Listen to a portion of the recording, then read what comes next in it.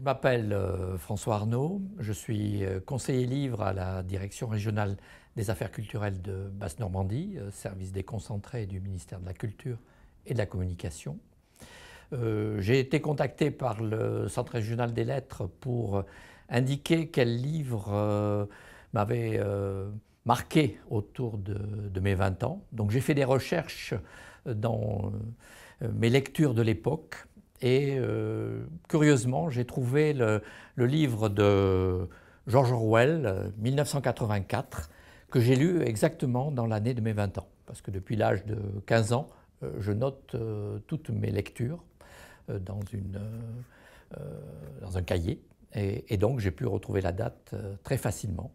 Et ce livre m'a marqué. Je ne l'ai jamais relu depuis cette époque, l'époque de mes 20 ans. Donc, ça fait déjà longtemps, mais j'en ai un souvenir très présent et il constitue une référence de lecture pour mon entourage et puis au cours de discussions à droite et à gauche où le livre de George Orwell est cité comme étant un des livres les plus importants que j'ai pu lire.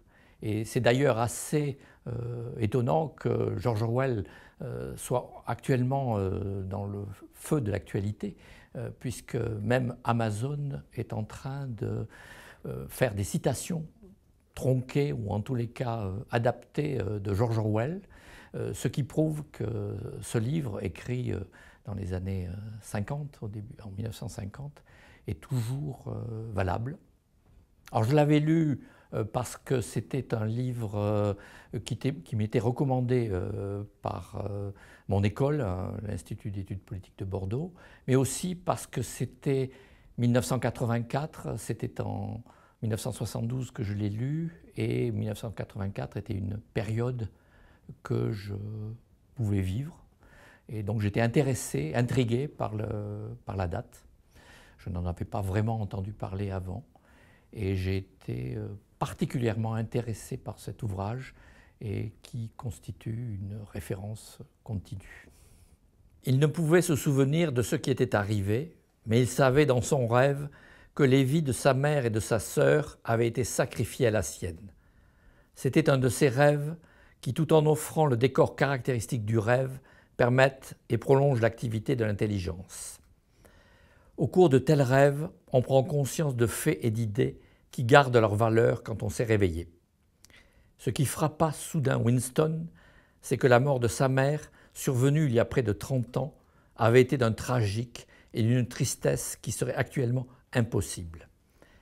Il comprit que le tragique était un élément des temps anciens, des temps où existait encore l'intimité, l'amour et l'amitié, quand les membres d'une famille s'entraidaient sans se demander au nom de quoi.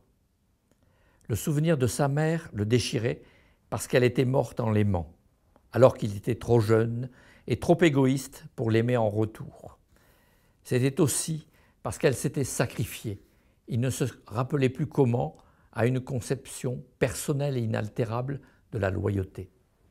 Il se rendait compte que de telles choses ne pouvaient plus se produire. Aujourd'hui, il y avait de la peur, de la haine, de la souffrance, mais il n'y avait aucune dignité dans l'émotion. Il n'y avait aucune profondeur, aucune complexité dans les tristesses. Il lui semblait voir tout cela dans les grands yeux de sa mère et de sa sœur, qui, à des centaines de brasses de profondeur, le regardaient à travers les eaux vertes et s'enfonçaient encore.